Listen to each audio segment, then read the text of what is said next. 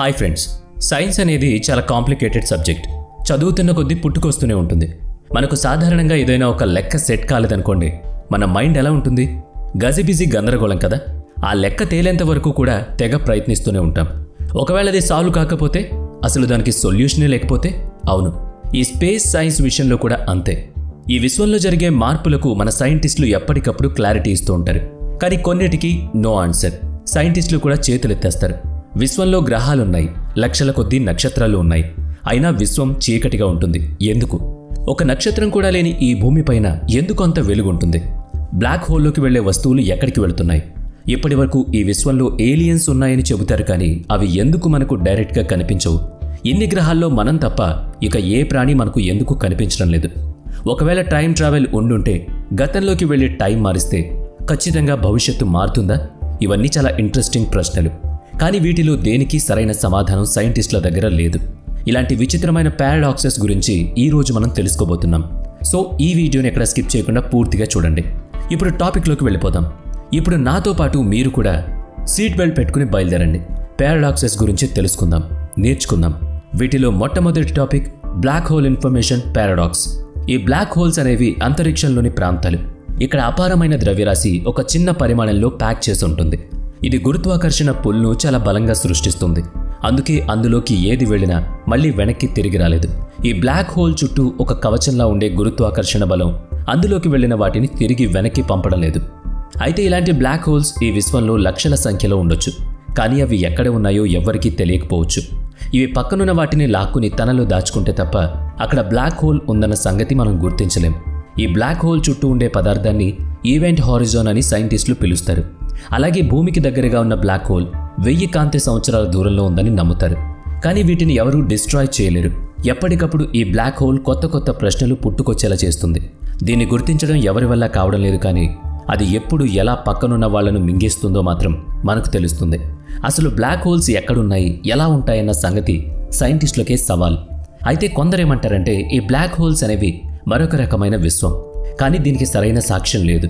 ఇక్కడ ఇంకొక ఇంట్రెస్టింగ్ విషయం ఏంటంటే, ఈ బ్లాక్ హోల్స్ ఉన్నట్టే వైట్ హోల్స్ కూడా ఉంటాయి. ఏదైతే బ్లాక్ హోల్స్ లోపలికి వెళ్ళిపోతుందో అది వైట్ హోల్స్ ద్వారా బయటకు రావచ్చు.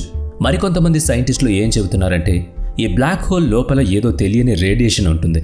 అదే అన్నిటినీ తన వైపుకు లాక్కుంటుందని, ఆ తర్వాత అది శక్తి రూపంలో వైట్ హోల్స్ ద్వారా బయటకు వస్తుందని. ఇంకా చాలామంది చాలా రకాలుగా చెబుతున్నారు. కానీ సైన్స్ని మనం నమ్మాలంటే ప్రూఫ్ కావాలి. కానీ ఇక్కడ లేదు కదా. అందుకే దీనికి ఒక సొల్యూషన్ దొరకడం లేదు. రెండవ టాపిక్ ట్విన్ పారాడాక్స్. ఒకేసారి పుట్టే వాళ్ళని, అలాగే సేమ్ టు సేమ్ ఒకేలా ఉండేవాళ్ళని మనం ట్విన్స్ అని పిలుస్తూ ఉంటాం. అచ్చం అలాగే ఈ యూనివర్స్లో కూడా ఒకేలా ట్రావెల్ చేసే ట్విన్స్ ఉన్నాయి. అయితే ఇందులో ఒకటి ఈ భూమిపై సృష్టించబడిన అంతరిక్షంలోని స్పేస్ స్టేషన్లో తిరుగుతున్నట్లయితే, రెండోది స్పేస్ షిప్ పైన 99.99 స్పీడ్ ఆఫ్ లైట్తో తిరుగుతుంది. ఇప్పుడు ఇంకా వీటి గురించి క్లియర్గా చెబుతాను. మీరు ట్విన్స్ కాబట్టి ఇద్దరికి ఇప్పుడు 30 సంవత్సరాలు అనుకుందాం. మీ ట్విన్ కూడా మీలాగే ఆస్ట్రోనామీ బాగా లైక్ చేస్తుంటాడు అనుకుందాం. సో ఇంకే ఉంది, మీ ట్విన్స్ ఇద్దరు ఒక స్పేస్ షిప్ను బిల్డ్ చేయాలనుకుంటున్నారు. ఈ ఇమాజినరీ ప్రకారం ఇందులో ఒక ట్విన్ అంతరిక్షంలో లాంగ్ జర్నీ కోసం బయలుదేరుతుంది. ఆ తర్వాత కొంత సమయం గడిచాక 99.9% స్పీడ్ ఆఫ్ లైట్తో మరొక స్పేస్ షిప్ మూవ్ అవుతుంది. అయితే ఈ స్పీడ్గా వెళ్లే స్పేస్ షిప్ నార్మల్గానే జర్నీ చేస్తుంది. కానీ మరొక ట్విన్ స్పేస్ షిప్ మాత్రం తన 30 years జర్నీలో కేవలం 5 నెలలు మాత్రమే ప్రయాణిస్తుంది. ఇంకా క్లియర్గా చెప్పాలంటే, ఒక 30 ఏళ్ల కుర్రాడు ఈ స్పేస్ షిప్లో కూర్చుంటే అతడికి 60 ఏళ్ళు వచ్చిన తర్వాత కూడా అలాగే తిరుగుతూ ఉంటాడనమాట. ఫిజిక్స్లో దీన్నే టైం డైలేషన్ అని పిలుస్తారు. ఇది ఎవరికీ అసలు క్లియర్గా అర్థం కాదు. అందుకే ఇది ట్విన్ పారాడాక్స్గా మిగిలిపోయింది. ఇక మనం చిన్నప్పటి నుంచి వింటూనే ఉన్నాం కదా, ఈ విశ్వం చాలా విశాలమైంది. ఇక్కడ లెక్కలేనన్ని నక్షత్రాలు ఉన్నాయి. కానీ రాత్రిలో మనం ఈ నక్షత్రాల్ని చూస్తే చాలా చీకటిగానే ఉంటుంది. మరి ఇన్ని లెక్కలేనన్ని నక్షత్రాలు ఉన్నప్పుడు ఆకాశం ఎప్పుడూ దగదగ మెరిసిపోవాలి కదా. మరి అలా ఎందుకు మెరవడం లేదు? ఇది తెలియాలంటే మీకు ఇప్పుడు ఒక విషయం చెప్పాలి, రండి. ఒకవేళ మీరు ఒక దట్టమైన అడవిలో ఉండిపోతే, అక్కడ దట్టమైన అంటే లెక్కలేనన్ని చెట్లు ఉన్నాయనుకోండి, అక్కడ ఒక్క సూర్యకిరణం కూడా పడే అవకాశం లేనంత దట్టంగా ఉందనుకోండి, అప్పుడు మన పరిస్థితి ఏంటి? రైట్, ఇలా కాకుండా ఈ సీన్నే మనం ఉల్టా చేసి చూద్దాం. ఒకవేళ ఆకాశంలో ఉన్న నక్షత్రాలు ఎక్కువ వెలుగునిచ్చేవి అయి ఉంటే, రాత్రిళ్ళు అసలు చీకటి అన్నదే ఉండదు, వెలుతురే ఉంటుంది. మరి అలాంటప్పుడు మనకు నైట్ అనేది ఉండదు కదా. మన కోసమైతే అలా లేదు. యూనివర్సే మనకు అన్నీ అంటాం, కానీ యూనివర్స్లో మనకు తెలియని చాలా అద్భుతాలు జరుగుతూ ఉంటాయి. దీని గురించి మనం తెలుసుకునే ముందు ఒక స్టోరీ మీకు చెబుతాను. ఒకరోజు మీరు ఆఫీస్ నుంచి ఇంటికి వస్తున్న సమయంలో కింద పడి ఉన్న ఒక పుస్తకం మీకు కనిపిస్తుంది. ఆ పుస్తకం పైన టైం ట్రావెల్ అని రాసి ఉంటుంది. ఇంట్రెస్టింగ్ టైటిల్ కదా. ఇంకేముంది, ఆ బుక్ని తీసుకుంటారు. ఆ తర్వాత ఇంటికి వెళ్ళిన తర్వాత దాన్ని చదువుతారు. ఇంతకీ ఆ బుక్లో ఏముంది అంటే టైం మిషన్ తయారు చేసే పద్ధతి.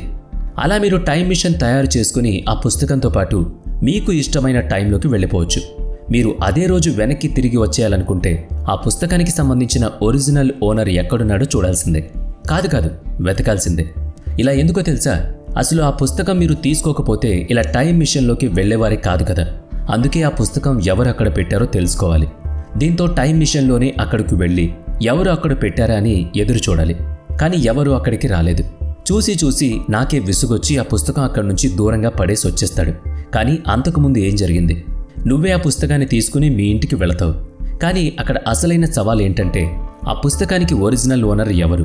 ఈ సినారియోని బూట్ స్ట్రాప్ పారాడాక్స్ అని పిలుస్తారు. ఈ పారాడాక్స్లో ఒరిజినల్ని కనిపెట్టడం అంత ఈజీ కాదు. అంతేకాకుండా ఈ పారాడాక్స్లో మనకు ఏం తెలుస్తుందంటే గతంలో మనం ఎలా ట్రావెల్ చేస్తామో తెలియదు. కానీ ఫిజిక్స్ ప్రకారం ఫ్యూచర్లోకి వెళ్ళడం పాసిబుల్ అవుతుంది. కానీ గతంలోకి టైం ట్రావెల్ చేయడం ప్రకృతి అలాగే ఫిజిక్స్కి విరుద్ధం. Fast time travel hypothesis paradox అవుతుంది. ఇక ఐదోది అలాగే చివరి పారాడాక్స్ ఏంటంటే ద ఫెర్మి పారాడాక్స్. ఇది ఏలియన్స్తో సంబంధం ఉంది. అసలు ఈ విశ్వంలో ఏలియన్స్ అనేవి ఉన్నాయా లేవా? ఈ ప్రశ్న ప్రతి ఒక్కరి మైండ్లో ఏదో ఒక్కసారైనా వచ్చే ఉంటుంది. అదే ప్రశ్న ఎన్రికో ఫెర్మ్ అనే ఒక అమెరికన్ ఫిజిసిస్ట్కు కూడా వచ్చింది.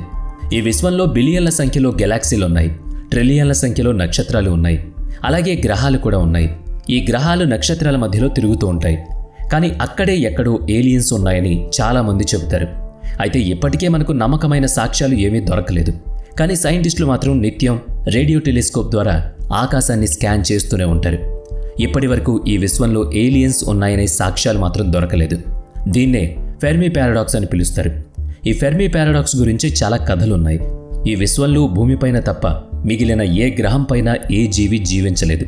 అందుకే ఇప్పటి వరకు మనకు ఏలియన్స్ ఉన్న ఆచూకీ దొరకలేదని కొంతమంది సైంటిస్టులు బలంగా నమ్ముతున్నారు. సో ఇది ఈ విశ్వంలో మనం నమ్మాలని ఉన్నా నమ్మలేని, సరైన సమాధానాలు దొరకలేని పారాడాక్స్ విషయాలు.